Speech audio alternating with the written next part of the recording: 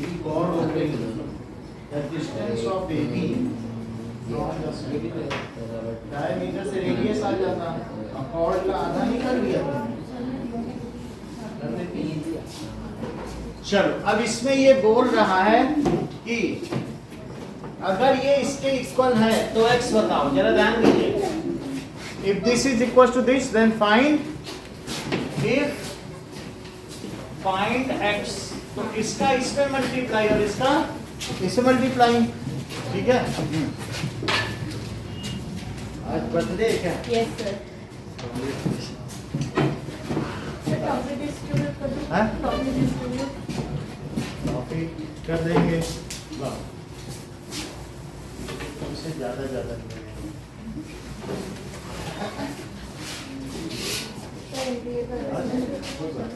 तो ऐसे पक्षपात करोगे सर, ऐसा किया जाता है सर। दोस्त अलग है, ट्रीटमेंट अलग है।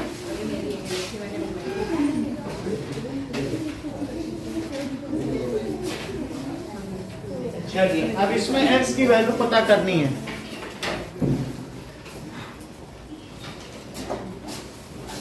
गर्मी आने लगी है, चलो ठीक है, धीरे धीरे आनी चाहिए गर्मी। देखो इसका इसमें मल्टीप्लाई करो, इसका इसमें, तो 6x plus 7 into 2x plus 3 that is equals to 4x plus 5 और 3x प्लस, ठीक है। इधर ध्यान दीजिए। तो अब 6x का करो, 2x प्लस 3 और 7 का भी करो, 4x का करिए, 3x प्लस 2 और 5 का भी करिए, 3x plus 2। So this comes as 12x square plus 18x plus 14x plus 21, और इधर देखो 12x square plus 8x plus 15x plus 10, ठीक है। तो ये भी 12 स्क्वायर, ये भी 12 स्क्वायर, तो कैंसिल हो जाएगा। ये इधर लाओगे तो भी माइनस होगा, तो कैंसिल होगा। नाउ अब ये कितना हो गया बताइए, दैट इज 32 2x प्लस 21, और वहां देखिए तो दैट इज 21 लाइक 23, तो 23x प्लस 10, इसको इधर ले आओ, 32x minus 23x is 10 minus 21, तो कितना हो जाएगा 9। 9x is equals to minus 11, तो x कितना हो गया minus 11 by 9।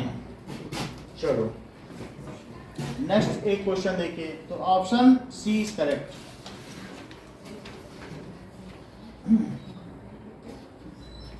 Now next question, show that there are two shown below, दो कॉन्ग्रुएंट स्क्वायर हैं ऐसे, एक स्क्वायर और दूसरा स्क्वायर ऐसे गया है, so these are congruent squares, ऐसे दिया गया है, ठीक है। now and of 24 centimetre square area each, इसका भी एरिया है 24 सेंटीमीटर स्क्वायर और इसका भी 24 सेंटीमीटर स्क्वायर एरिया है। O is the center of one square, then the area of shaded region। तो इसमें ये दिखाया गया है कि जो इसका सेंटर है वहां से दूसरा स्क्वायर जा रहा है, ऐसे दिया जा रहा है। अगर O इसका सेंटर है तो इस पूरे रीजन का एरिया बताओ, ऐसे कह रहा है, समझ में आएगा। और एरिया ऑफ शेडेड रीजन, इसको इससे लॉक कर दिया गया। अब देखो अगर O सेंटर है तो इसका मतलब है यहाँ पे कील ठोक दिया, इसको तुम कहीं भी घुमाओगे तो एक जैसे रहेगा।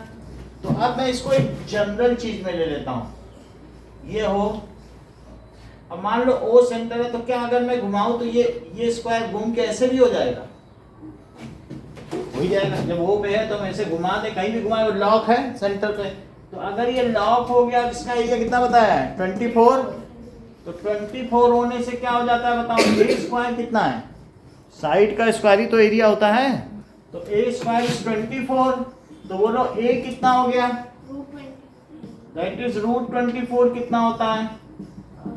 दैट इज 2 दूनी 4 3 12, तो इस तरीके से 2 इंटू 2 इंटू 2 इंटू 3, तो a कितना हो गया? 2 बाहर आ गया और रूट 6 a इतना हो गया कि नहीं? यदि a हो गया है 2 रूट 6, तो बोलो इसका आधा कितना हुआ? रूट 6। तो इसका आधा क्या यही है? और इसका भी आधा बोलो, ये भी तो 2 रूट 6 ही है, तो बोलो इसका आधा कितना हुआ? रूट 6। अब मुझे बताओ कि यही वो शेडेड रीजन है, तो जरा इनका मल्टीप्लाई तो करो। 6। तो 6, तो इसका एरिया कितना हो जाएगा? 6 सेंटीमीटर। शेडेड रीजन दूसरा है, तो उसको घुमा देने पे, क्योंकि बाकी डिटेल्स तो नहीं दिए, लेकिन जितना रीजन इसमें ओवरलैप करेगा वो वही रहेगा, घुमाने पे चाहे कैसे भी ले जाए। तो हमने जो सिंपलिस्टिक बनता था वही बना लिया, ठीक है। तो उससे क्या हो जाएगा, इनके शेडेड रीजन का डायग्राम आ जाएगा। समझ में आया कि नहीं? और कोई बात नहीं। हाँ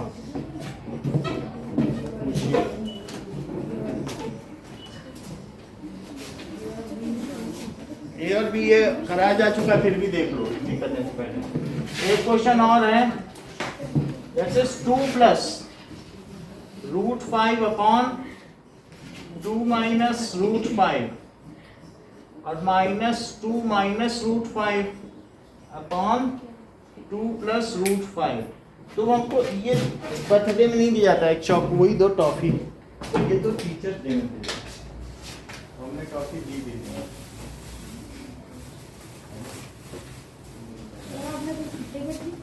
कब छुट्टी कर दी, थोड़ा सा तबीयत ठीक नहीं लग रही थी तो छुट्टी कर दी। सुबह 2 क्लास ली थी फिर। ये बात हो गई। तो ये किसके इक्वल दिया गया बताओ? a प्लस बी रूट 5, ठीक है। अच्छा, इन दोनों का एलसीएम बता सकते हो? रूट 5 और यहाँ क्या आएगा बताओ? दोनों ही आ जाएंगे कि नहीं? अच्छा, इससे इसमें डिवाइड करो, ये बचा, इसका ऊपर मल्टीप्लाई करो तो कितना होगा? और यहाँ भी यही करो, इससे डिवाइड, तो 2 माइनस रूट 5 का होल स्क्वायर, ये चीज होगा। a प्लस बी रूट 5, इसका स्क्वायर तो करो कनिष्का जरा, ऊपर वाले का। 2 square plus root 5 square plus 2 into root 5। अगले वाले का करो। 2 square plus root 5 square minus 2,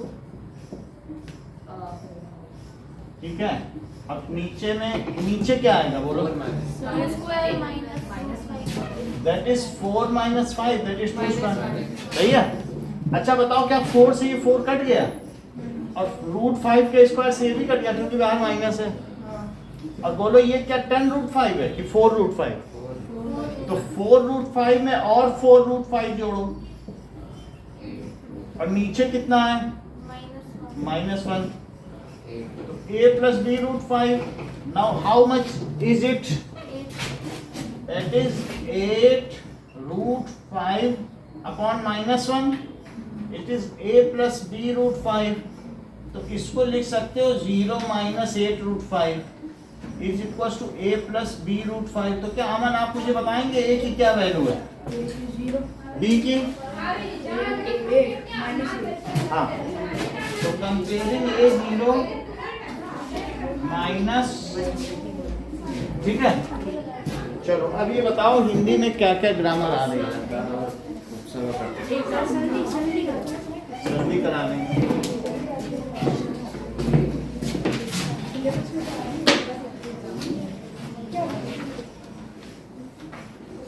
हाँ, 1 मिनट।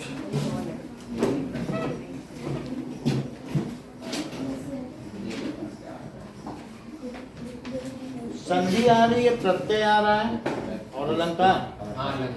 सर आप क्यों पढ़ोगे? हाँ, और क्या क्या? हमारे तो सिर्फ कृष्ण लेखन, नीले लेखन और अलंकार है। ठीक है, तो अलंकार में कौन कौन से अलंकार आएंगे?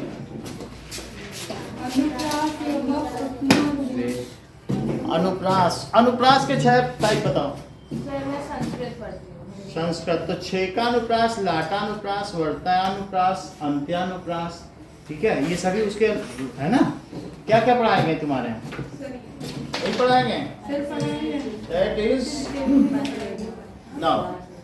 अब हम लोग अलंकार देखें तो जो शब्द या वाक्य काव्य की शोभा बढ़ाते हैं उन्हें क्या कहते हैं? अलंकार कहते हैं।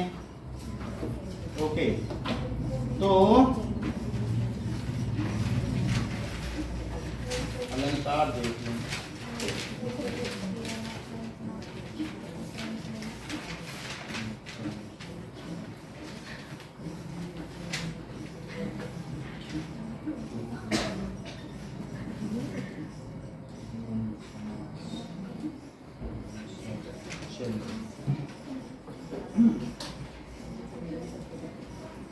अलंकार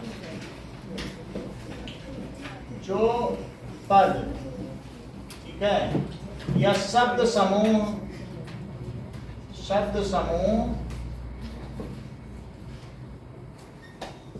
वाक्य की शोभा बढ़ाते हैं, अलंकार कहलाते हैं। अलंकार कहलाते हैं। जैसे देविका जागु जागु जीव जड़ जो है, जबकि जामिनी देंगे नहीं जान, जैसे घन दामिनी में कौन सा अलंकार? देंगे ने हाट बाट कोट ओट अट्टनी अगारी कौरी दौरी दौरी खौरी खौरी दीनी है आगी है, इसमें कौन सा अलंकार? करेक्ट। बालधि विशाल विकराल ज्वाल जाल मानो लंक लीली बेकुकाल रसना पसारी हैं, कह दो व्योम वीथिका भरे हैं भूरी धूम केतु, और कह दो चली मेघ। कहाँ से लिया गया है? आप हंस तो रही हैं, लेकिन आपको क्यों ऐसा नहीं? हिंदी बोली जाती होगी कि अंग्रेजी में बोलती हो घर में? है? ये जो है हनुमान चरित से लिया गया है। जैसे तुलसीदास की कितनी रचनाएं, पहले ये बताओ। विनय पत्रिका, तुलसीदास रामायण, ऐसी 12 रचनाओं के नाम बताओ। नहीं? अच्छा, हमें लगा हंस रही हो तो गंभीरता होगी तुम्हें। लो ऐसे किसी के बर्थडे पे हंसा नहीं जाता है। अब हम देखेंगे तो अनुप्रास अलंकार क्या होता है बताइए? जब किसी एक वर्ण की आवृत्ति कई बार होती हो तो उसे क्या कहेंगे? चारु चंद्र की चंचल किरणें खेल रही थी जल थल में, और स्वच्छ चांदनी बिछी हुई थी अवनी और अंबर तल में। इसका क्या मतलब है? तो क्या यहाँ पर किसी एक चीज की आवृत्ति हो रही है? तो जब किसी वर्ण की आवृत्ति बार बार होती है तो उसे कौन सा अलंकार कहते हैं? अलंकार 2 प्रकार के होते हैं। क्या आप मुझे बता सकते हैं वे 2 कौन कौन से प्रकार हैं? और यदि शब्द के माध्यम से हम किसी वाक्य या किसी भी रचना को हम अलंकृत करते हैं तो उसे शब्दालंकार कहते हैं। और कभी कभी हम अर्थों के माध्यम से भी अलंकृत कर सकते हैं। तो रहीमन पानी राखिए और बिन पानी सब सून, और पानी गए ना उबरे मोती मानुष चून। तो इसमें कौन सा अलंकार हो गया? श्लेष अलंकार। करेक्ट। तो अब हम देखेंगे अलंकार 2 प्रकार के, ठीक है ना? कौन कौन सा है सर? हाँ, आवृत्ति मतलब क्या होता है? That is repetition. जब किसी भी चीज की बार बार रिपीटिशन हो तो उसको क्या कहेंगे? जैसे एजोनेंस, इंग्लिश में समझते हो ना, उसी चीज को आप अनुप्रास अलंकार कह दो। एलिट्रेशन, एजोनेंस, ठीक है। और इसी तरीके से, हाँ बोलो सर। हमें तो मतलब 3 मुख्य भेद बताया लोगों अभी तो इसके आगे आएगा ना, पहले फ्लो चार्ट तो समझो। भेद तो आगे आएंगे, अभी तो हम लोग फ्लो चार्ट पर ही हैं। तो अलंकार 2 प्रकार के होते हैं। कौन कौन से? दैट इज शब्दालंकार। यदि शब्दों के माध्यम से काव्य की शोभा बढ़ाई जाए। और अर्थालंकार, तो यदि काव्य की शोभा किससे बढ़ा दी जाए? बोलो। काव्य की शोभा शब्दों के माध्यम से बढ़े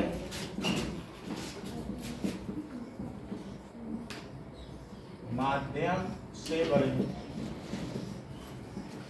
तो इसमें कौन कौन से तीन हैं बताइए?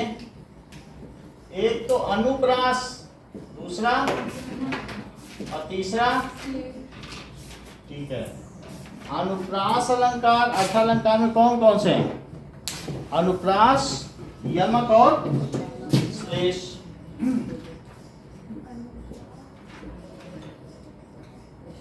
अब आगे का देखें।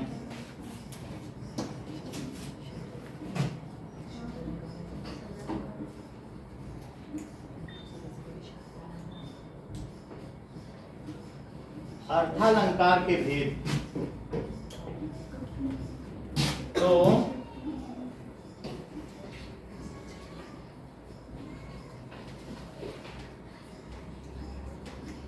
अर्थालंकार के देखो कितने भेद हैं। उपमा दिया गया है, ठीक है, और ये सब हैं। शब्दालंकार के भेद, अनुप्रास। अब इन तीनों को देखो कि इसमें वर्णों की या शब्दों की पुनरावृत्ति होती है। तो वर्णों की बार बार आना, वर्णों की क्या होती है बताइए? पुनरावृत्ति होती है कि बार बार आना, रिपीटिशन। इसी को एजोनेंस कहते हैं इंग्लिश में। अब जरा देखो, जैसे चारु चंद्र, सुंदर चंद्रमा की चंचल किरणें, की चंचल किरणें सो खेल रही थी। वो जो उसकी चारु चंद्र की, चांद की चांदनी होती है, तो चारु चंद्र की चंचल किरणें, रात की बात है, खेल रही थी जल थल में। जल में भी खेल रही थी, जल में भी वो किलकारियां कर रही थी, और थल में भी खेल रही थी। और स्वच्छ चांदी जमीन पर, दैट इज टेरेस्ट्रियल। अब जमीन में तो hydrosphere, so they were playing in hydrosphere and terrestrial, ठीक है, टेरेन। तो उसमें स्वच्छ चांदनी बिछी हुई थी। अवनी, अवनी किसको कहते हैं? धरती को। और अंबर तल में, तो धरती पे भी। तो यहाँ पर किस चीज की पुनरावृत्ति हो रही कि चांदनी चौक पर चाचा ने चाची को चांदनी चम्मच से चने की चटनी चटाई, ठीक है, किसी की चटनी चटाई होगी। तो इसी तरीके से यहाँ दिखाया जा रहा, देखो, जाग जाग जीव जड़, जोहे जग जामिनी, जोहे जग जामिनी, और देह गेह नेह जानू, देह गेह नेह जानू, जैसे घन दामिनी। इसका प्राइमा फेसी तुम्हें क्या समझ में आता है कनिष्का? यानी देह, शरीर को, गेह यानी घर को, नेह जो परस्पर प्रीति है, इन तीनों को हमें कैसे मानना चाहिए? जैसे घन दामिनी, जैसे लाइटनिंग होती है, बिजली की चमक जरा देर के लिए होती है और जला देती है सब कुछ, तो उसी तरीके से शरीर, घर और प्रेम ये घन दामिनी के समान है। ये किसी चीज को, यानी घर को जला देते हैं ज्यादा, ये एफिमरन है, ये नश्वर है। नश्वर का मतलब है ये थोड़ी देर के लिए रहते हैं। एक होता है इटर्नल और एक होता है एफिमरल। एफिमरल का मतलब है क्षण भंगुर, क्षण भर में समाप्त होने वाले। तो शरीर को, घर को और प्रेम को घनदामिनी यानी लाइटनिंग के समान जानना चाहिए। जाग जाग जीव जड़, हे जड़ रूपी, ओ inertial that is organism, please get awaken. जाग जाओ, तुम सोए क्यों हो? जड़, जाग जाग जीव जड़। जो एक होता है, एक चेतनता होती है मनुष्य में, चेतन होता है, और एक कैसा होता है? जड़ होता है। जल्दी किसी चीज को न समझे उसे कहते हैं जड़ बुद्धि। तो हे जड़ जीव, तू जाग जा, जो हे जग जामिनी। तो इस पूरे जग में जो भी बादल, घने बादल के समान मान, और इन तीनों को तू बिजली के समान मान। तो इसमें किस वर्ण की पुनरावृत्ति हो रही बताओ? जा वर्ण की। इसलिए कौन सा अलंकार हुआ? अनुप्रास अलंकार। जरा देखो तो, हाट, बाट, कोट, ओट, अट्टनी, अगारी, पौरी, दौरी दौरी, खौरी खौरी, दीनी अति आगी है। ये किसने आग लगा दी? हनुमान जी ने। हाट में, कोट में, जहाँ जहाँ भी ऑनिंग्स में, अट्टालिकाओं में, ऑनिंग्स कहते हैं कि नहीं अट्टालिका को, जो तुम्हारे घर के बाहर छज्जे निकले रहते हैं, सो उन सभी जगह, हाट में, हाट यानी बाजार में, बाट में, जहाँ बटोही रहते हैं, चौराहों पर, सब जगह तो उन्होंने आग लगा दी। तो इसमें किस वर्ण की आवृत्ति हुई? टा वर्ण की। हाट बाट कोट ओट अट्टनी आगारी पौरी और दौरी दौर खौरी खौरी दीनी अति अगौ, रावण की भी आवृत्ति हुई है। समझ में आ गई बात? बालधि विशाल, बालधि विशाल का मतलब है कि छोटे से हनुमान अब कैसे बन गए हैं? विशाल, विकराल, ज्वाल जाल मानो, ऐसा लगता है कि ज्वाल, ज्वाला का जाल है, जब उनकी पूंछ ऐसे ऐसे चलती है ना, तो ऐसा लोग देख रहे हैं क्या हो रहा है, पूंछ बहुत बड़ी हो गई। कैदो व्योम वीथिका भरे हैं भूरी धूम के, तो कभी तुमने तारे को टूटते हुए देखा है? तो उसके पीछे रोशनी छूटती है तो उनकी जब पूंछ हिलती है तो ऐसा लगता है कि आकाश रूपी गलियों में बहुत सारे धूमकेतु टूट रहे हैं। There are many stars that is which are, ठीक है, गेटिंग डिस्ट्रॉयड, सुपरनोवा। कैदो व्योम वीथिका, व्योम की वीथिकाओं में, आकाश की गलियों में लग रहा है धूमकेतु भरे पड़े हैं। कैदो व्योम वीथिका भरे हैं भूरी धूमकेतु। अब कैदो चली मेरु ते क्रसान सरी भारी, लगता है मेरु पर्वत से कोई आग की नदी ना निकल गई हो ऐसे, ठीक है। और तुलसी सुरेश चाप, कभी कभी तो लगता है जैसे तुलसी दास जी कहते हैं सुरेश का कहीं इंद्रधनुष तो नहीं, इंद्र कहते हैं ना सुरेश को, इंद्र भगवान को क्या कहते हैं? शुरू का। तुलसी सुरेश चाप और कैंधो दामिनी कलाप, या फिर ऐसा लगता है कि तारा गणों का कोई नृत्य हो रहा हो। और देखे जातु धानी अकुलानी कहे, राक्षसियां तो व्याकुल होके यही कह रही हैं, कानन उजारियो, और अब नगर प्रजारी हैं। पहले तो इसने बगीचे को यानी अशोक वाटिका को उखाड़ा, और अब किसको उखाड़ने चला पड़ा है? नगर को उजाड़ने। तो यहाँ पर आप देखोगे बार बार ला वर्ण की आवृत्ति, बालधि विशाल विकराल ज्वाल जाल मानो, है कि नहीं? तो यहाँ पर भी है। अब अनुप्रास से आप ये लिख देना, नहीं तो चारु चंद्र की चंचल किरणें खेल रही थी जल थल में। सर, हाँ बोलो। सर गुरुपद राज मृदु मंजुल का मतलब क्या होता है? गुरुपद राज मृदु मंजुल, कहाँ लिखा? सर एग्जाम्पल है। गुरुपद राज, पद रज लिखो, राज नहीं लिखो। वो बंदऊ गुरुपद पदम परागा और सुरुचि सुवास सुरस सरस अनुरागा, मतलब उनके जो गुरु के पैर है ना वो पद्म पराग के समान, कमल होता है, तो उसी तरीके से गुरुपद रज मृदु मंजुल, काफी इसमें मिसप्रिंट है, गुरुपद रज मृदु मंजुल लिखो, ऐसे लिखो, अभी लिखा देते हैं। देखो, चारु चंद्र की चंचल किरणें खेल रही थी, तो किन किन वर्णों की आवृत्ति है यहाँ अंडरलाइन कर लेना, चंचल में।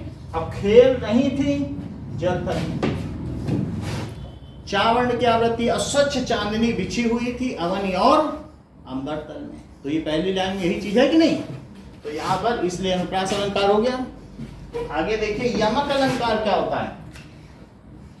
यमक अलंकार का मतलब है कि बार बार चीजें आए लेकिन उनके अर्थ अलग अलग हो। जैसे यमक अलंकार का उदाहरण दो, जैसे माला फेरत जुग गया, और गया न मन का फेर, और कर का मन का डारी दे, मन का फेर। तो इसमें नोयल तुम्हें क्या लगता है? यमक अलंकार काली घटा का शब्द बार बार आते हैं लेकिन उनके अर्थ अलग अलग होते हैं। ये बहुत अच्छी बात बताई। देखो कि शब्द बार बार आते हैं पर उनके अर्थ अलग अलग होते हैं।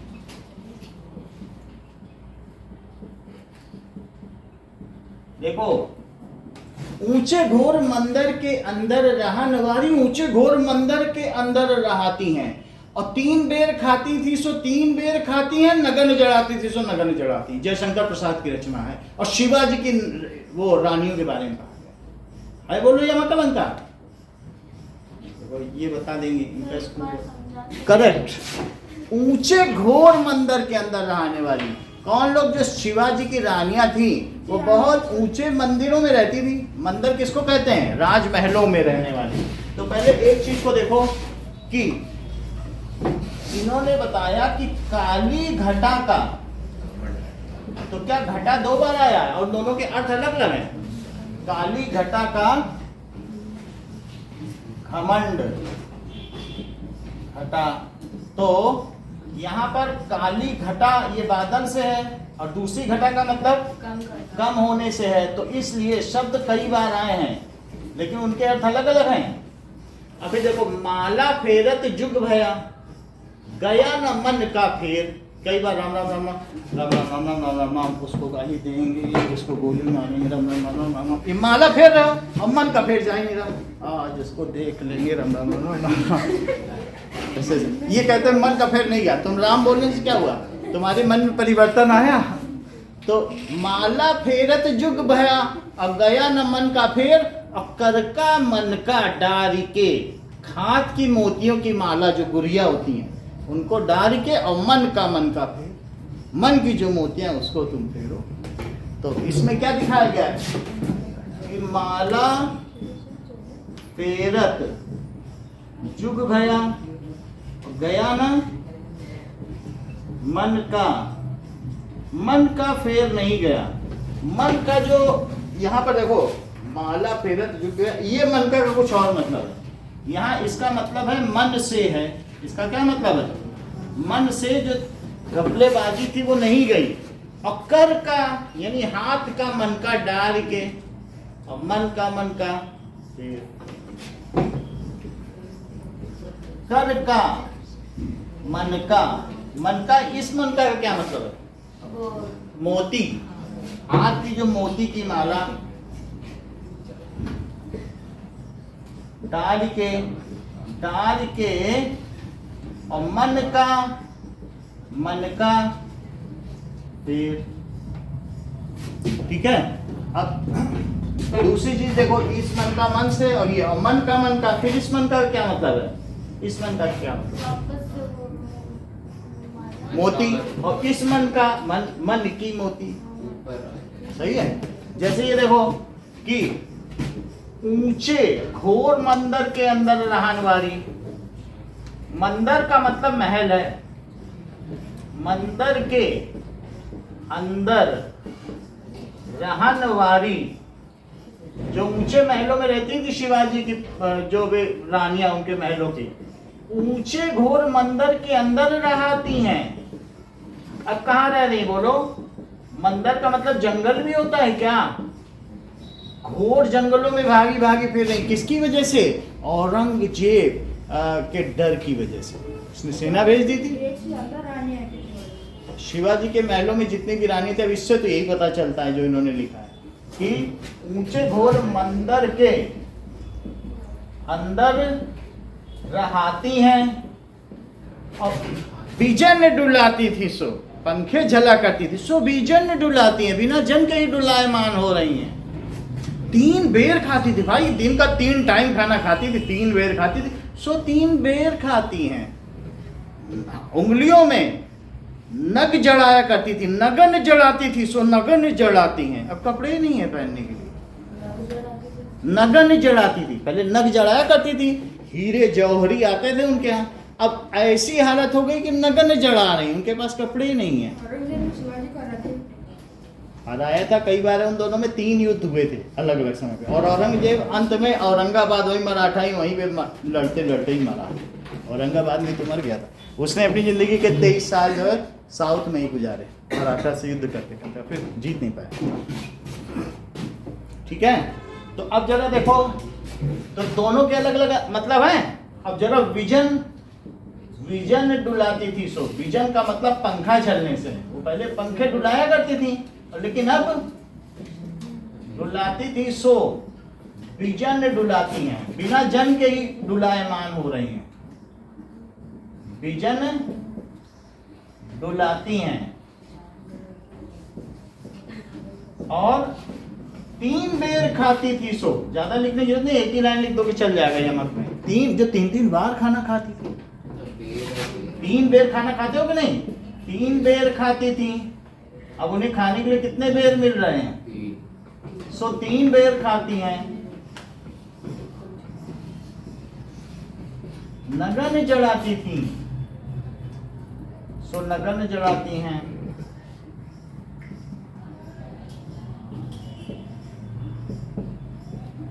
ये यमक अलंकार में इसमें कोई भी लाइन लिख दोगे सब चल जाएगी। सो नगन जड़ाती हैं।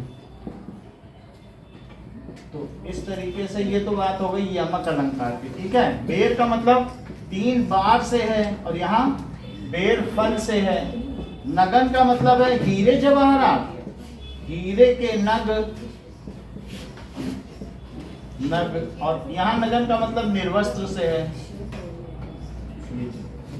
बिजन का मतलब पंखे से है, और बिजन का मतलब है बिना किसी के, कोई पहरेदार नहीं उनका। यहाँ पंखे से है, पंखा झलने से है। और ये बिजन का मतलब बिना किसी के। अब देखो श्लेष में वर्ण की आवृत्ति नहीं होती, शब्द एक ही बार आएगा, लेकिन उसका अर्थ अलग अलग लोगों के लिए अलग अलग होता है। जरा देखिए श्लेष, ये तो यमक हो गया श्लेष। तो चरण धरत चिंता करत और चितवत चारों ओर सुवर्ण को खोजत फिरे कवि व्यभिचारी चोर। शरण, इसका तो बताते हैं, फिर से भी पता चल जाए। शरण धरत चिंता करत, चितवत चारों ओर, चितवत चारों ओर, 3 लोग। पहले से याद है। हमारी मम्मी एमए साहित्य हिंदी में थी, और हमारा तो गीता के 700 श्लोक हैं, उन पे घंटों घंटों के एक श्लोक पे प्रवचन होता है कैलिफोर्निया में। हिंदी और संस्कृत ही तो मेरे मुख्य सब्जेक्ट हैं। मत ये तो कमाने खाने के हैं, मन नहीं लगता। संस्कृत है, संस्कृत के श्लोक कितने नेट पे है हमारा, स्वामी रामानंद, वो सब संस्कृत में ही।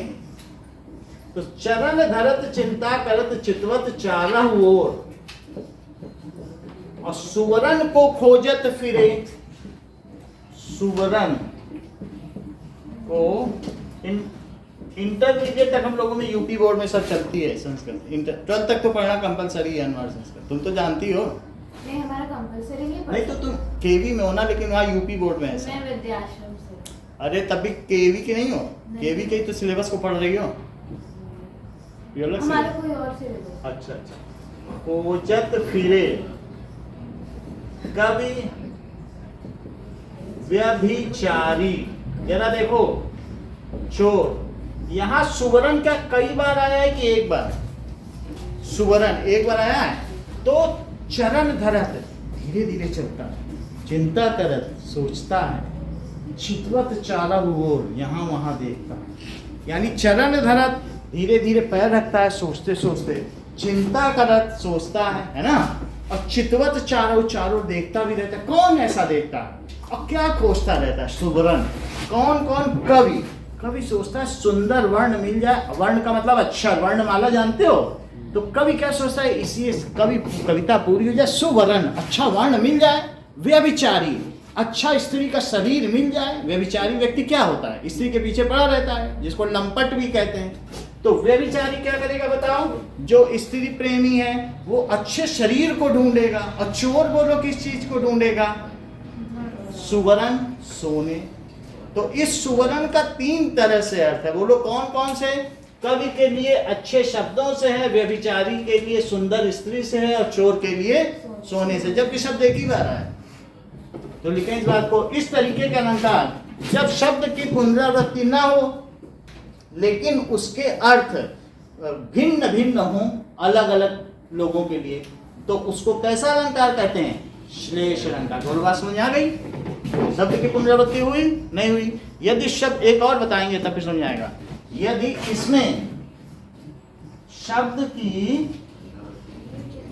पुनरावृत्ति नहीं होती, शब्द की पुनरावृत्ति नहीं होती, किंतु उसके अर्थ अर्थ भिन्न भिन्न होते हैं, भिन्न भिन्न शब्दों के लिए भिन्न भिन्न होते हैं, भिन्न भिन्न होते हैं। तो क्या लिख दोगे? सुवर्ण का अर्थ, सुवर्ण का अर्थ, देखो सुवर्ण का अर्थ कवि के लिए अच्छे शब्दों से,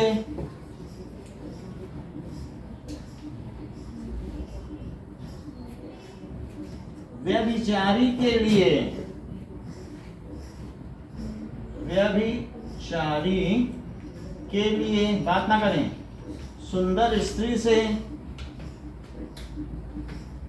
और चोर के लिए क्या है? सोने से। और चोर के लिए सोने से है, सोने से है। रहीमन पानी राखिए, बिन पानी सब सून, और पानी गए न उबरे मोती मानुष चून। जरा देखें तो रहीम दास जी कहते हैं पानी तो जरूर रखना चाहिए, क्योंकि पानी के बिना सब कुछ सूना है। यदि मोती का पानी उतर जाए, मोती की पॉलिश उतर जाए, तो क्या उसकी कोई कीमत है? मानुष तुम्हारी इज्जत उतर जाए, रास्ते में दो लोग तुमको मार दें, चौराहे बीच चौराहे पे, अगर आदमी का पानी उतर गया, उसकी इज्जत ही चली गई, तो क्या उसमें कुछ वो कभी भी अपनी इज्जत वापस पा पाएगा? और मोती मानुष चून, चूने में से अगर एक बार पानी उड़ गया, सूख गया, तो फिर पानी डालोगे तो क्या फिर चूना बन जाएगा? चूने में एक ही बार पानी डाला जाता, तो सुन बोलो ये सारी पपड़ी निकालो इस कमरे की, सब चूने से फिर चूना बना के फिर चूना करेंगे, तो कर लोगे क्या? इसका पानी उड़ चुका है। सोचो इसको हम इस फ्लेक्स को उतारें, सारे जो भी कैल्शियम ऑक्साइड्स के फ्लेक्स हैं, फिर से चूना बना लोगे क्या? एक ही बार चूने में पानी पड़ता, दो बार नहीं पड़ता ना। वो सूख गया तो चूना बेकार है। तो क्या चीज बताई गई कि रहीमन पानी राखी, इसलिए इसका एक और उदाहरण,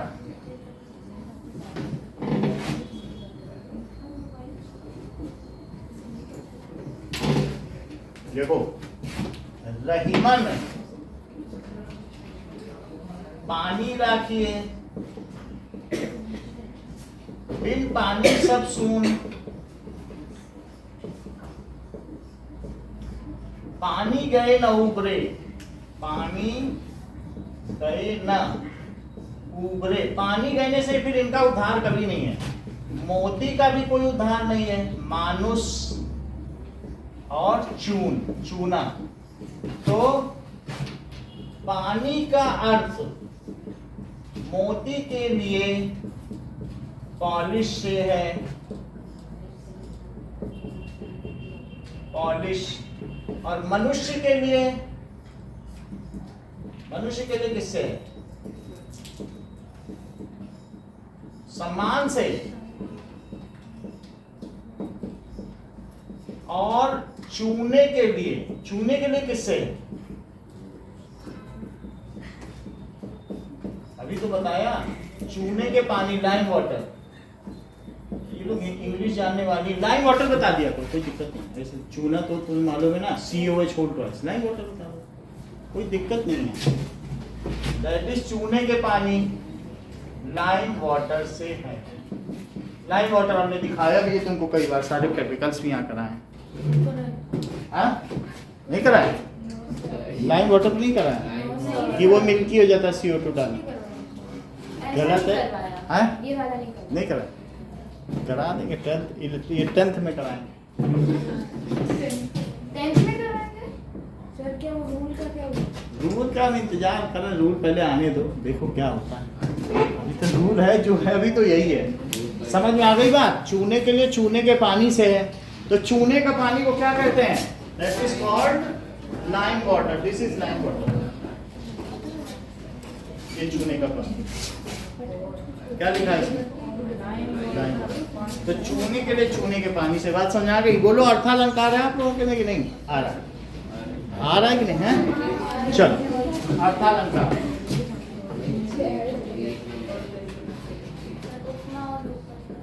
उपमा और रूपक देख लेते हैं। देखो कि अर्थालंकार जो शब्द अर्थों के माध्यम से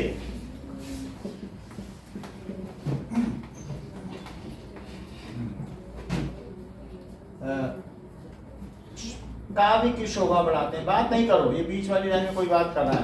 काव्य की शोभा बढ़ाते हैं, उन्हें अर्थालंकार कहते हैं। जैसे उपमा अलंकार,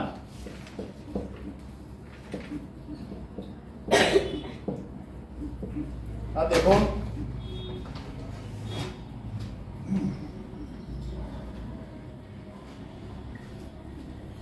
उपमा अलंकार के उदाहरण, इसमें किस चीज का प्रयोग होता है? दैट इज ऐसा होता है जैसे समानता वाले शब्द को होता है, जैसे चांदी सा रुपहला, ऐसा कोई चीज हो तो उसको क्या कहेंगे कि उपमा अलंकार। जरा देखें कि उपमा अलंकार में वाचक शब्द किस चीज का प्रयोग होता है, जरा इस चीज को देखें। जब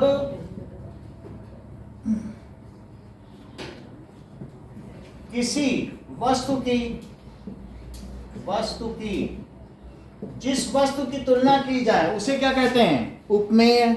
जिससे तुलना की जाए उसे क्या कहते हैं? उपमान।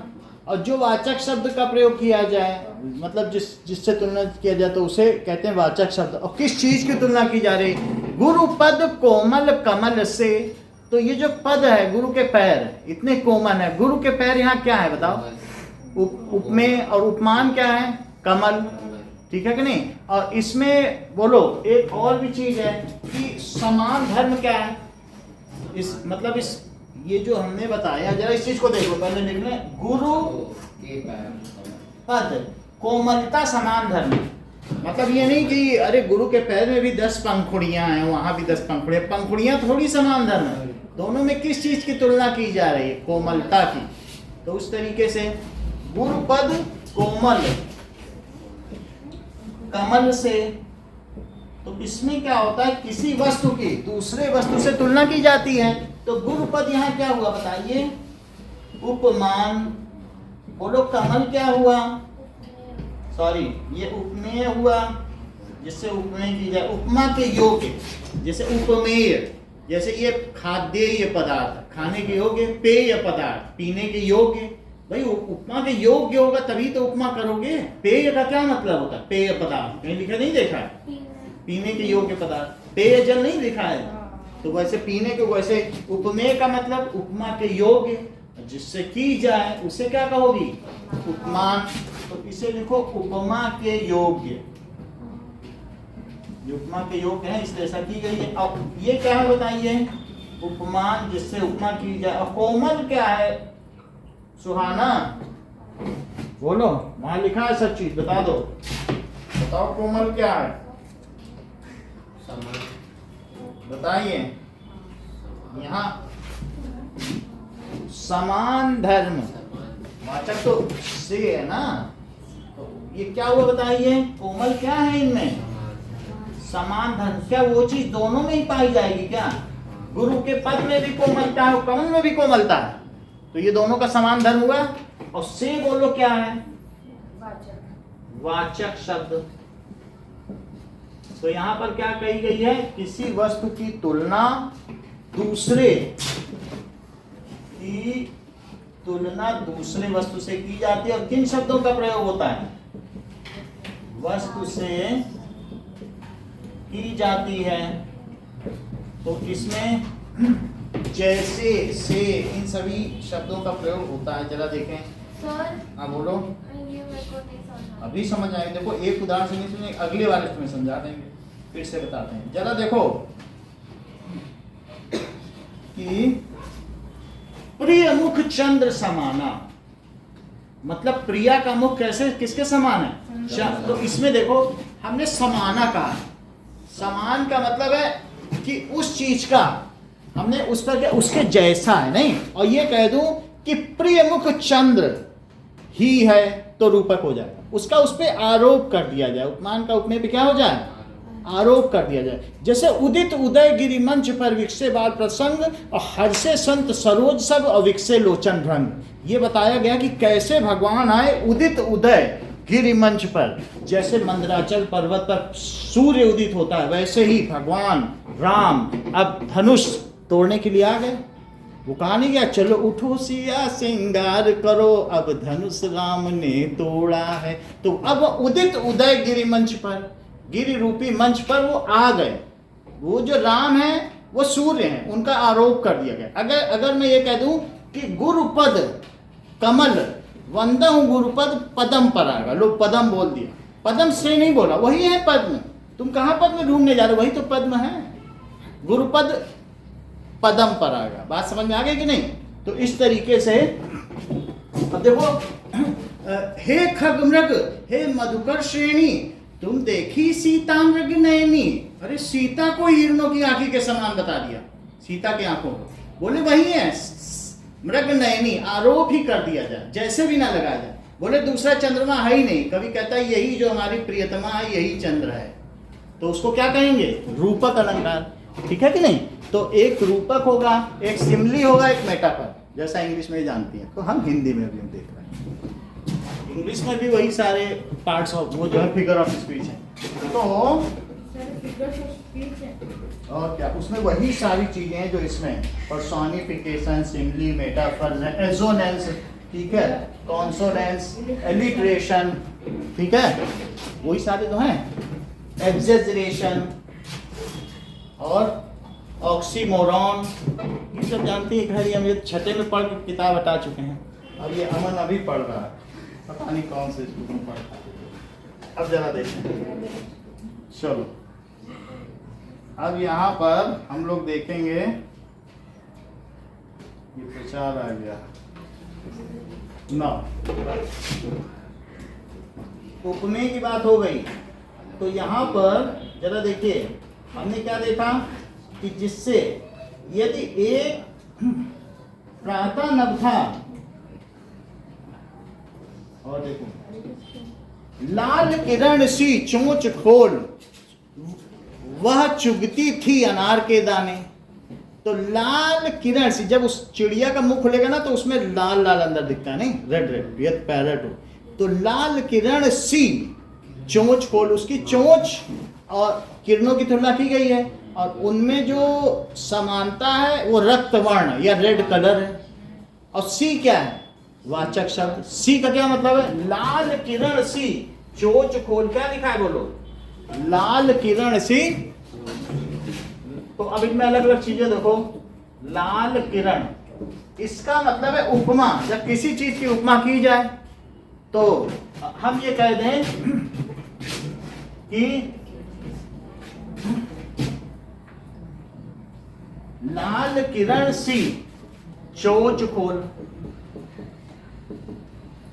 अगर मैं ये कहूं कि कनिष्का मिश्रा ये शेर जैसी है, जैसी बोल दे, क्योंकि पीला कपड़ा पहने शेर भी पीला होता है, तो फिर कहते शेर जैसी, और कहते कनिष्का मिश्रा शेर है भागो, तो ये रूपक हो जाए। और जैसी जब तक बोले तो कोई नहीं भागेगा। रस्सी सांप जैसी, रस्सी सांप हो जाए। बात समझ आ गई कि नहीं? तो दोनों में आरोप ही कर दो, वही है, वही चांदनी है।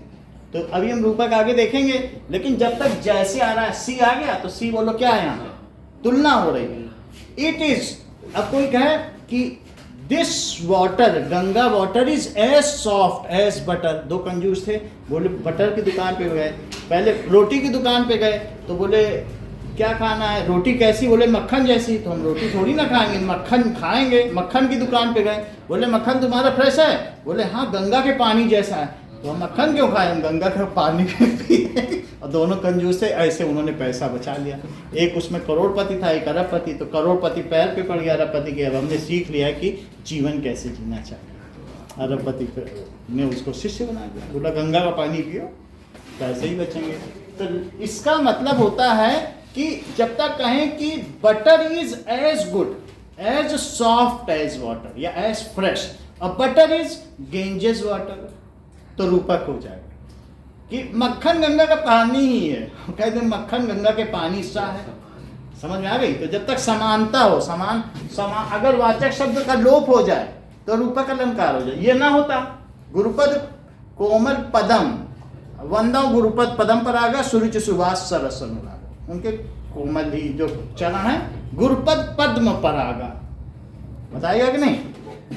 अब देखो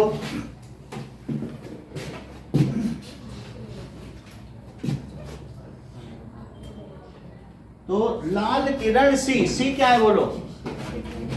वाचक शब्द। लाल क्या है बोलो? समान धर्म। ये क्या है? किरण। उपमान। उपमा किसकी दी गई है? चोंच की। ठीक है।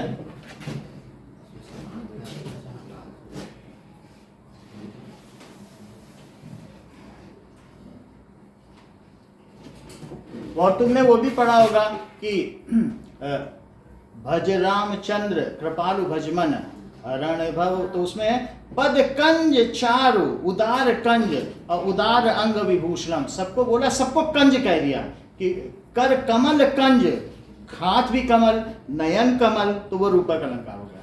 कज कंद पज कंजारुणम, सब कुछ कंज है, सब कुछ को कमल ही बता दिया। उनका शरीर कमल है, पैर कमल है, नयन कमल है।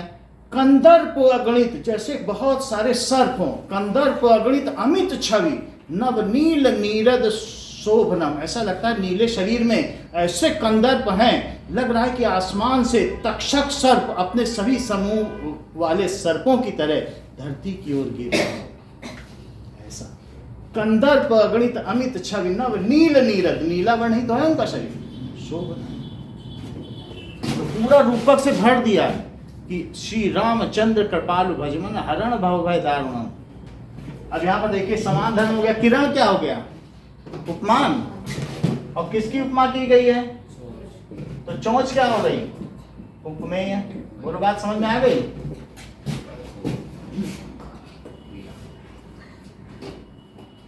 कोटि पुलिस सम वचन तुम्हारा, ये किसने कहा है बताओ? और परशुराम लक्ष्मण संवाद है, आपके में आ चुका है कि 10th में आएगा? 10th में आएगा ना। तो दैट इज कोटि कुलिस। लक्ष्मण जी कहते हैं तुम्हारे वचन ही कुठार के समान है, तुम किस लिए फरसा धारण करे हो? फरसा छोड़ो, वचन ही तुम्हारे कुठार जैसे हैं। तो कोटि कुलिस और सम वचन तुम्हारा, लक्ष्मण जी किससे कह रहे हैं? ठीक है। सुनो राम जय शिव धनु तोड़ा, सहस वाउ सम सो रिपु मोरा। जिसने भी ये शिव जी का धनुष तोड़ा है, वो उनको तोड़ना नहीं था, उसको उनको राम जी को उस पर प्रत्यंचा चढ़ानी थी। प्रत्यंचा का मतलब धागा, यहाँ से, और सीता जी ने उसको उठा के वहां से वहां रख दिया। तो बोले जब सीता जी को वो उसके पहले हिला ही नहीं था, जनक जी ने कहा अगर मेरी बेटी उठा के रख सकती है तो इसका वर तो कम से कम धागा तो चढ़ा ही सकता है, थोड़ी दबाना पड़ता है ना धागा लगाने के लिए धनुष में। वो जैसे ही दबाए टूट गया धनुष। तो वो बोले वो जून धनुष था, पुराना धनुष था, टूट गया छूते ही, आप क्यों इसलिए इतना विलाप कर रहे हैं? परशुराम से बोले उनको। तो यही कोटि कुलिस सम वचन तुम्हारा। तो ये किसने कहा है बोलो? लक्ष्मण जी परशुराम से कहते हैं कि पुलिस के समान ही तुम्हारा वचन है। वचन की पुलिस, जहरीले बुझे सर्पों के समान तुम्हारा वचन। समझ में आ गया उपमा अलंकार की नहीं? तुम्हारा तो इसमें समान धर्म भी पता चल गया होगा।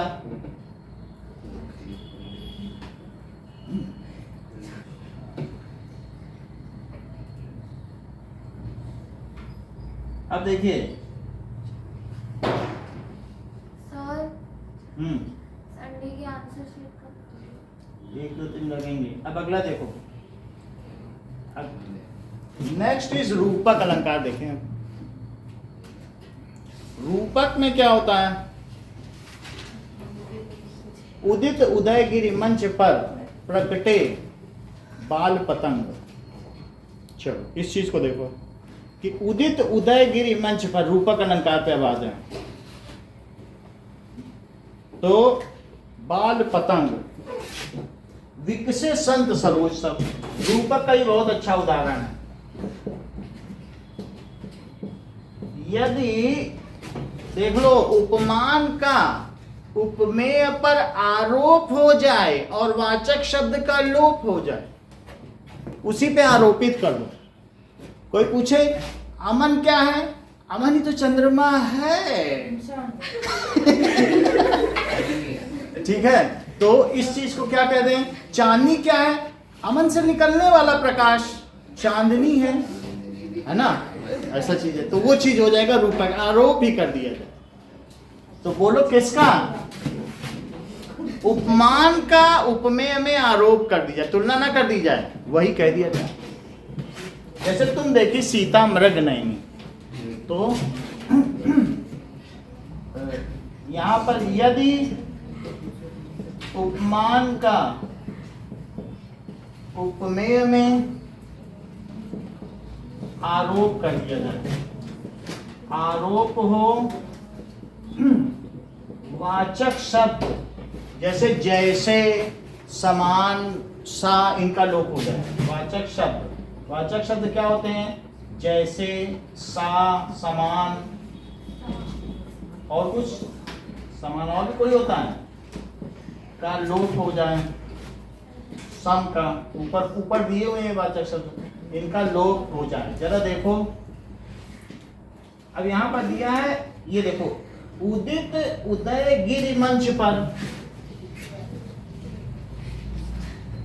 उदित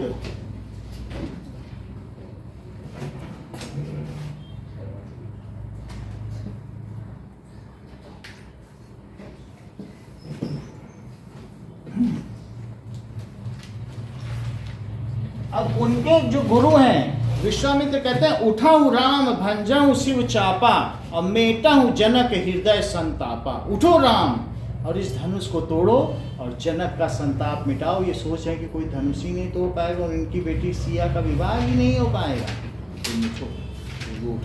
अब उसके आगे की घटना, ये अगला ही श्लोक है। तो उदित उदय गिरि मंच पर, एक साथ दोनों काम चल रहा है, पर जरा इसका मतलब समझो। गिरि पर्वत के समान मंच है, जनक ने ऐसा बना दिया। तो अब देखो, उदित उदय गिरि मंच पर रघुबर बाल पतंग,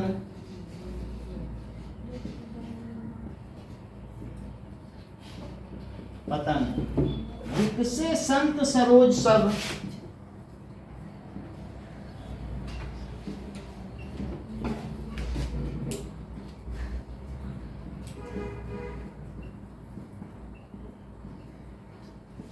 हर्षे लोचन रंग, हर्षे लोचन रंग। देखो इसका मतलब समझिए, इससे सब कुछ मिल जाएगा। इतने सारे रूपों में तब पता चलेगा कि तुलसीदास कितने ऊंचा लिखते थे। अगर उन्होंने सीता जी के चेहरे की जो सुंदरता का वर्णन किया तुलसीदास ने, तो 4 पेज खर्च कर डाले। कुंडल का वर्णन किया है तो 16 लाइनें खर्च कर दी। इतनी महीन महीन चीजें कहाँ से आती हैं? जरा सोचिए, वो कुछ दिखता होगा। आप देखोगे कि वैसी रचना, जितने भी नाम जो हिंदुओं के हैं वो सब तुलसी जी के रामायण से थे। किसी के भी नाम, चाहे आप कहो चाहे आप कहो, सब वहाँ मिल जाएंगे। पंडित लोग तुलसी रामायण से निकाल के ही रखते थे, ये सब नाम वहाँ पर है। अब ये देखो, उदित उदय गिरि मंच पर, गिरि पर्वत को मंच बना दिया। गिरि पर्वत ही मंच है, ठीक है। और उदित, राम उदित हुए, तो जैसे रघुबर किस तरीके से बताओ? छोटे पतंगे के समान है ना। तो जैसे गिरि पर्वत पर कौन होता था बताओ? सूर्य। जिस प्रकार से वहां होता था, वैसे ही जो रघुवर है बाल पतंग के समान, छोटे पतंगे के समान। उसमें भी तो वो जुगनू नहीं होता है, तो उसके समान वो वहां रोशन हो रहे हैं। तो समान वर्ड नहीं है, रघुवर वहां बाल पतंगे के समान है। जैसे वहां गिरि पर्वत पर कौन था? सूर्य। विकसे संत सरोज तक सब, तो अब संत को बोल दिया, यही तो सरोज है। सरोज का मतलब समझते हो? तो समझो, जैसे मैं कहूं कि नीर, फिर कहूं नीरद, फिर कहूं नीरज, नीरज, और फिर कहूं नीरद, तो इन सब का क्या मतलब है? जैसे कहूं, हाँ, जैसे इसी तरीके से वारी, वारी भी जल होता है क्या? तो बताओ यहां पर वारिद क्या हुआ?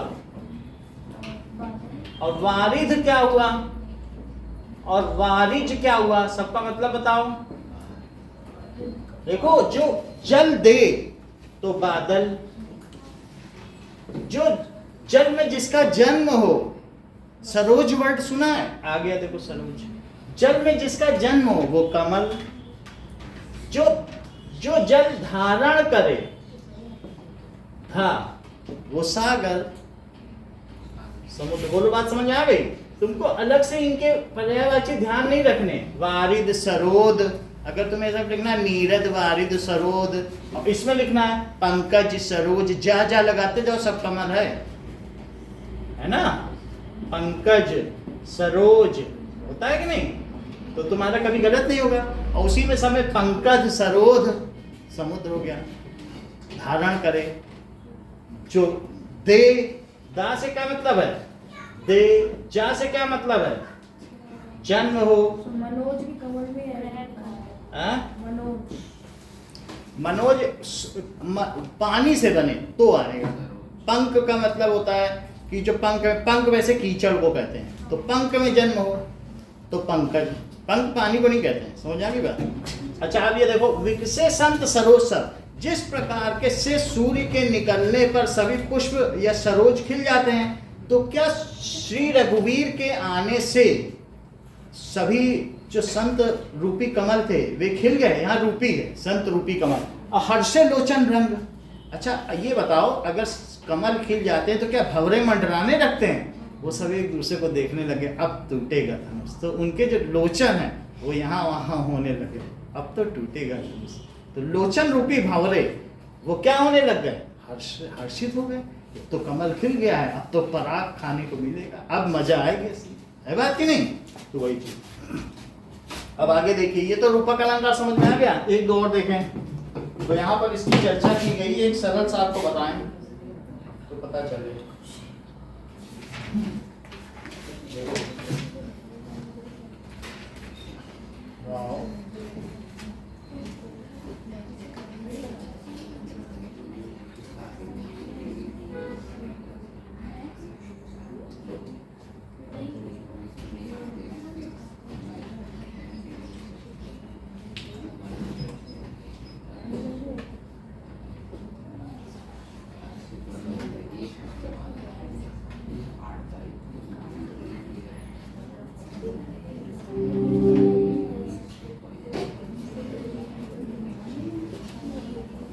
ये देखिए,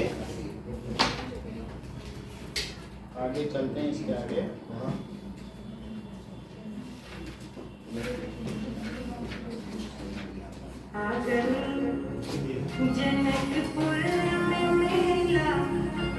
ये देखो,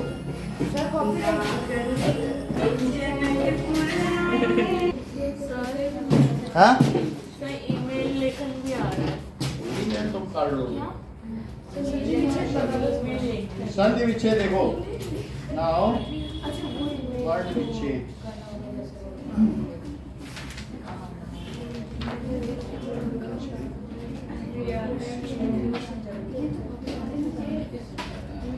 अब देखो,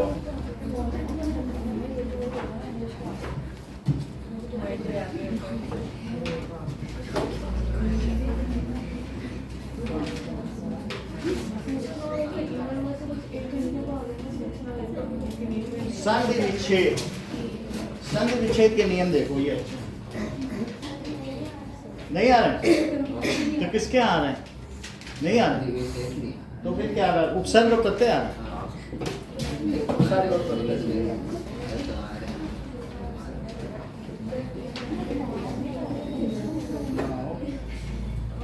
देखो, जो पहले लगता है उसको क्या कहते हैं? उपसर्ग। हाँ, तो उपसर्ग और प्रत्यय। देखिए,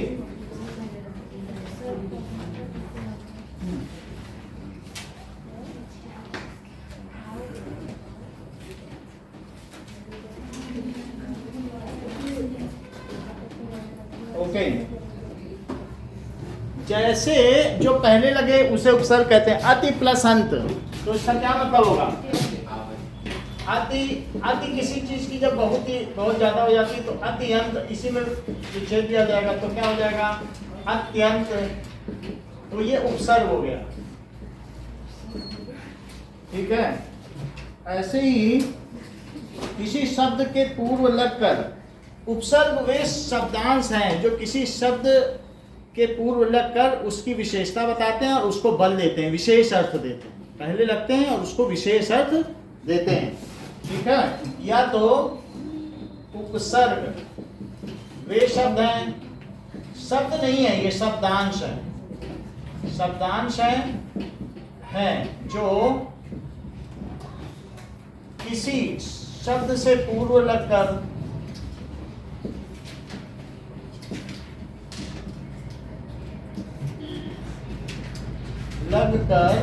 उसका या तो अर्थ बदल दें, अर्थ बदल देते हैं, बदल देते हैं, या उसे नई विशेषता देते हैं, या नई विशेषता देते हैं। अब देखिए कि जैसे अधिक, अधिक का मतलब है ऊंचा, और अधि प्लस कार तो क्या हो जाएगा? अधिकार। तो अधि वैसे ऊंचे के लिए आता है, लेकिन अधिकार जब इसके साथ लग गया कार के साथ तो हक हो गया। अधिकार में क्या हो जाएगा? कार मतलब क्या? अब देखो यहाँ पर अधिकार अभी बता रहे हैं, दैट इज कार कारक से होगा अधिकार। इसका मतलब देख लें, हिंदी में कार शब्द का क्या अर्थ है? लकार, मकार है ना, नकार, ओमकार,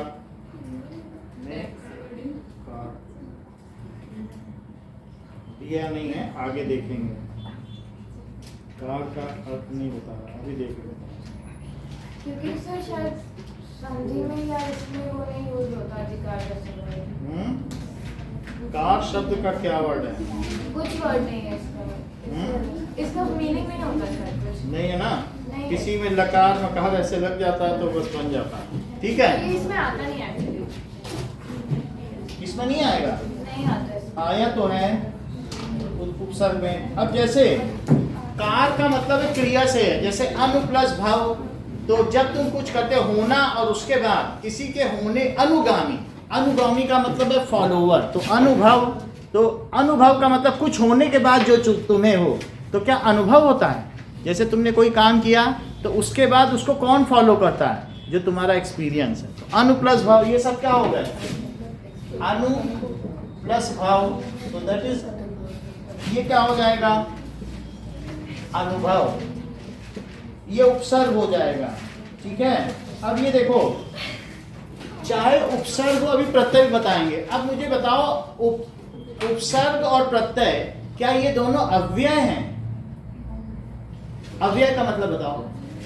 अव्यय जिनका कोई और भी मीनिंग नहीं हो सकता। करेक्ट। जैसे इन्होंने बताया कि जो लिंग वचन काल के अनुसार जिनमें बदलाव ना हो उसे अव्यय कहते हैं। तो निपात, उपसर्ग, प्रत्यय ये सब अव्यय में आ गए।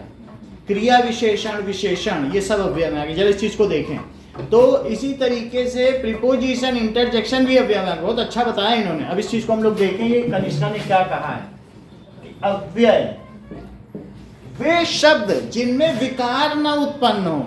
किसकी वजह से विकार न उत्पन्न हो? वे शब्द जिनमें लिंग वचन काल के परिवर्तन से विकार न हो। इनमें कौन कौन आएगा जरा देखो। वो अव्यय कहलाते हैं। जैसे वह चलता है, तो वह चलता है और वे क्या हो जाएंगे? वे चलते हैं हो जाएंगे क्या? तो बोलो इसमें। और अगर तुम चले, तुम और फिर मैं चलूंगा, तो क्या समय विकार आता जा रहा है क्या? एक ही चीज नहीं है, अलग अलग आ गई। ठीक है। और अगर मान लो कोई लड़की भी है तो वह चली, विकार आ गया कि नहीं? अब अगर मैं ये कह दूं कि वह धीरे धीरे चलता है, धीरे धीरे चलता है, तो सबसे पहले तो ये बताओ नोएल, ये जो धीरे धीरे है ये कौन सा पार्ट्स ऑफ स्पीच है? बोलो।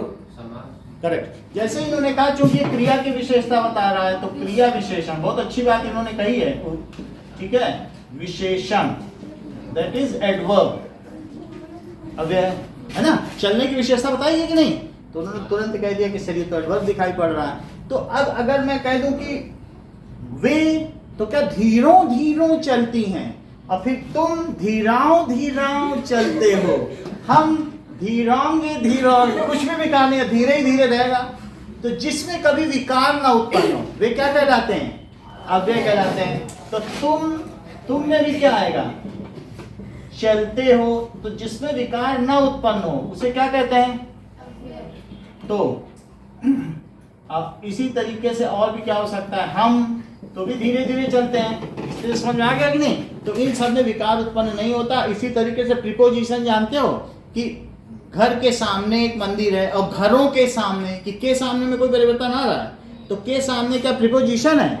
घरों के पीछे, पीछे बिफोर आफ्टर, तो ये सब भी अव्यय होते हैं हिंदी में। जो प्रीपोजिशन है वो भी अंदर, वाह क्या बात है, वाह क्या बातें हैं, वाह में कोई परिवर्तन आया? इंटरजेक्शन भी अव्यय है, ठीक है। थाली के साथ कोला या पेप्सी फ्री है, तो या में कोई परिवर्तन नहीं आएगा, या की जगह ये यो नहीं होगा। तो जिसमें परिवर्तन ना आए, कंजंक्शन भी एक अव्यय है, इंटरजेक्शन भी एक अव्यय है, प्रीपोजिशन भी एक अव्यय है, और इसके साथ ये जो हम चीज कह रहे हैं एडवर्ब भी एक अव्यय है, और इसी तरह से उपसर्ग भी एक अव्यय है, और साथ में प्रत्यय। अब हम प्रत्यय की बात, जैसे इतिहास के साथ जरा प्रत्यय तो जोड़ो, ऐतिहासिक, इतिहास के साथ प्रत्यय लगाइए, एक इतिहास और प्लस एक, तो क्या होगा? ऐतिहासिक। मुख प्लस एक करो जरा, मौखिक। भूगोल प्लस एक करो,